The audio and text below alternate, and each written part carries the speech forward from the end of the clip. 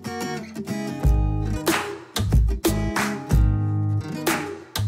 Everyone, welcome to my YouTube channel Shiksha Diksha. तो चलिए start करते हैं आज की अपनी वीडियो। आज की जो मेरी वीडियो है गाइज वो है बहुत ही इंपॉर्टेंट करंट अफेयर्स पे। ये करंट अफेयर्स आपके सारी ही चीज़ों में आने वाले हैं, जो भी अगर आप रेलवे ग्रुप डी का एग्ज़ाम देंगे या फिर आप कोई ऐसा एग्ज़ाम दे रहे हो लाइक सिविल का या कोई भी एग्ज़ाम CGL का, तो हर एग्ज़ाम के लिहाज से बहुत ही ज़्यादा इम्पॉर्टेंट है। तो ये वीडियो तो आपको पूरी की पूरी देखनी है और चैनल को मेरा सब्सक्राइब करना है, बेल आइकन को प्रेस करना है। इसके साथ साथ मैं आप लोगों को बता दूं कि अगर आप लोग वैसे भी मुझे कमेंट में बताइएगा क्या आप सच में चाहते हैं। मैं सोच रही थी एक हिंदी सेक्शन की वीडियो लाने की, क्योंकि एक ही नहीं काफ़ी सारी, जिससे कि आपके UPSSC का जो वीडियो एग्ज़ाम है उसमें आपको हेल्प मिल सके।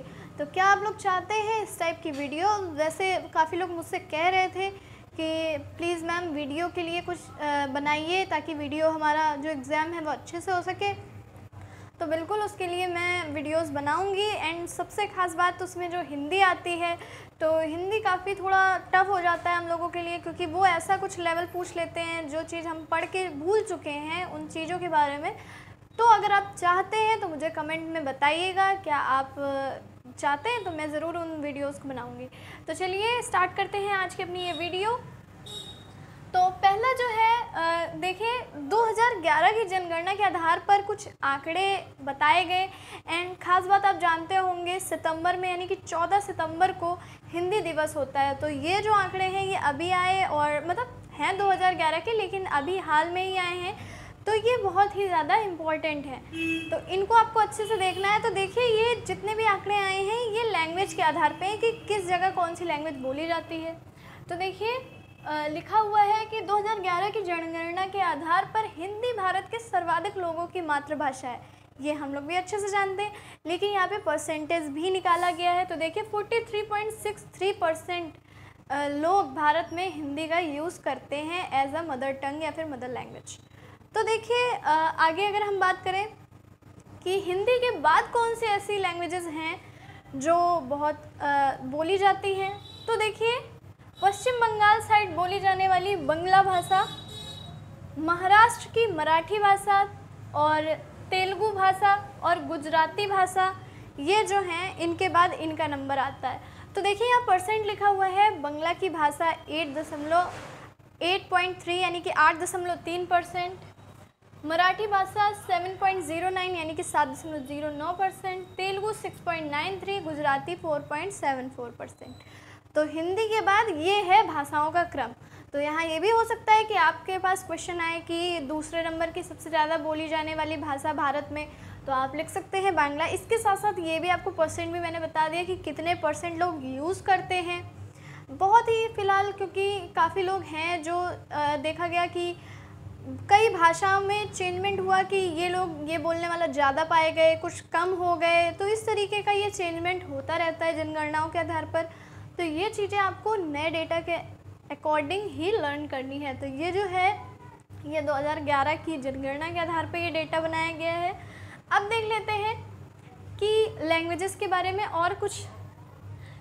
संविधान की अनुसूची 8 में 22 भाषाओं का उल्लेख है, जिसे 97% जनसंख्या बोलती है। तो आप जानते हैं जो भाषाओं का उल्लेख है वो संविधान की अनुसूची 8 में है। तो 22 भाषाएं हैं और बहुत सारी भाषाएं कतार में हैं कि हमको भी अनुसूची में डाला जाए, लगभग बहुत सारी भाषाएं। लेकिन जो संविधान की इस अनुसूची में हैं वो ऑलरेडी इतने ज़्यादा लोग बोलते हैं, यानी कि 97% लोग बोलते हैं उनको। तो ये हो गया हमारा। फिर उसके बाद देखिए सबसे कम लोगों की मातृभाषा संस्कृत है और परसेंट दिया हुआ है 0.01%। तो ये भी एक गौर करने वाली बात है, संस्कृत बोलने वालों में कमी आई है। आप जानते हैं संस्कृत बहुत ही प्राचीन भाषा है।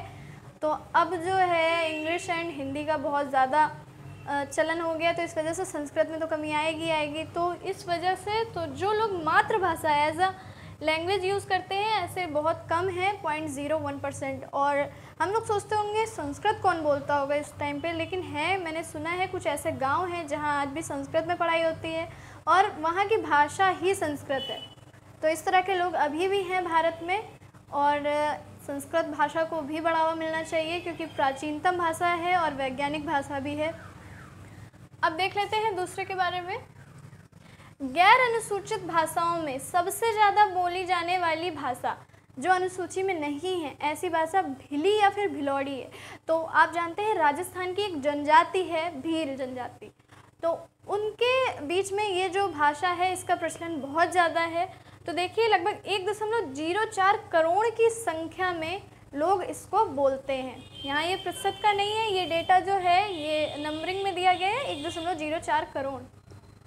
तो गैर अनुसूचित भाषा जो सबसे ज़्यादा बोली जाती है वो है भीली या भिलौड़ी। इसके बाद सेकंड नंबर आता है गोंड जनजाति द्वारा बोली जाने वाली गोंडी भाषा का। तो आप जानते हैं गोंड जनजाति है जिसके द्वारा जो दूसरी भाषा जो सबसे ज़्यादा बोली जाती है वो है गोंडी, और इसकी संख्या है 29 लाख। तो ये डेटा भी बहुत इंपॉर्टेंट है।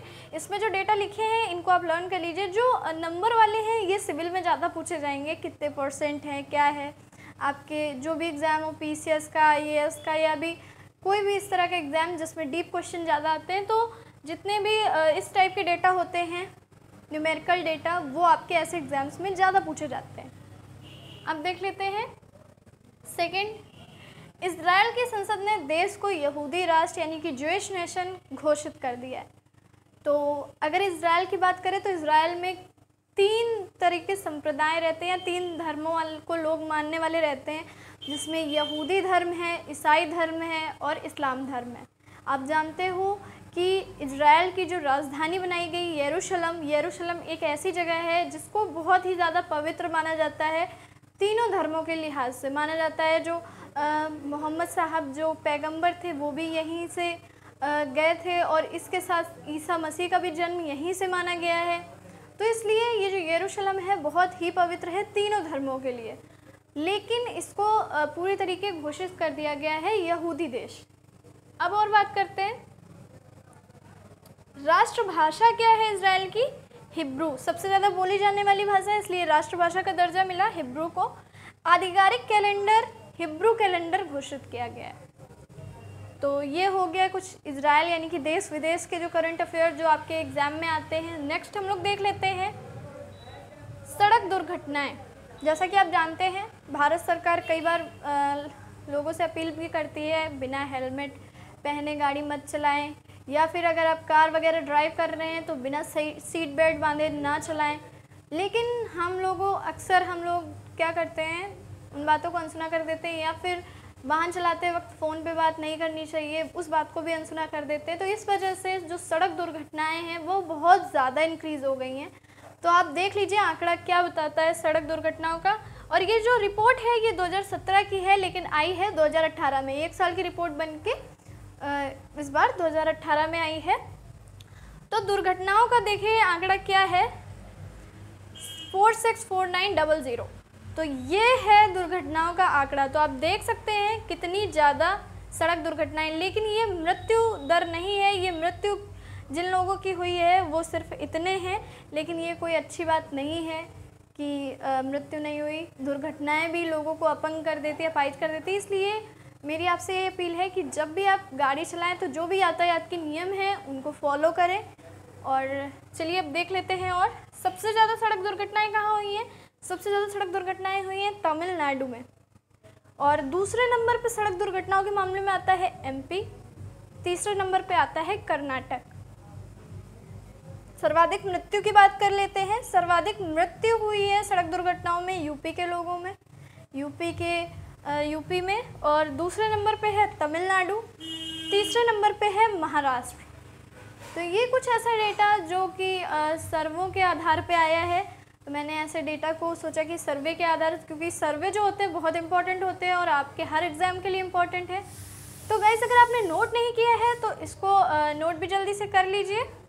और साथ में दूसरी बात ये कि आप लोगों से मैंने अभी बोला कि जो मेरी वीडियोस हैं वो आपको जल्दी ही मिला करेंगी। एंड अगर आप चाहते हैं वीडियो के लिए, यानी कि जो ग्रामीण विकास अधिकारी की पोस्ट के लिए अगर आप कोई वीडियो चाहते हैं हिंदी वगैरह की, तो आप मुझसे बताइए, तो मैं जल्द ही उस वीडियो को बनाऊंगी और आपके लिए लाऊंगी। तो आज की ये वीडियो आप लोगों को कैसी लगी मुझे ज़रूर बताइएगा कमेंट में। वीडियो को लाइक करना, शेयर करना बिल्कुल मत भूलिएगा। तो चलिए मिलते हैं अपनी नेक्स्ट वीडियो में। तब तक के लिए पढ़ते रहिए, सीखते रहिए शिक्षा दीक्षा के साथ।